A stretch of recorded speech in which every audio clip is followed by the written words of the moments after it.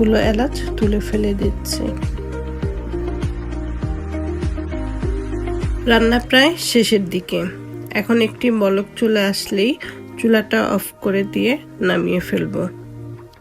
যে কোনো সময়ই ঝটপট করে ফেলতে পারেন এই ডিমের পায়েসটি, আর সবাইকে অবাক করে দিতে পারেন এত মজার একটি ডেজার্ট খাইয়ে।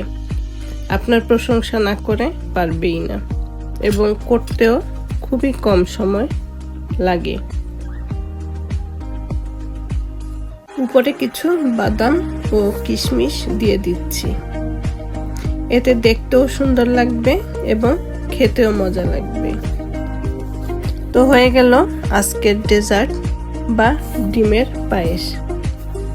তো আশা করি আজকের রেসিপিটি আপনাদের ভালো লাগবে, আর ভালো লাগলে অবশ্যই স্বপ্নকথা প্যারিস চ্যানেলের সাথে থাকবেন।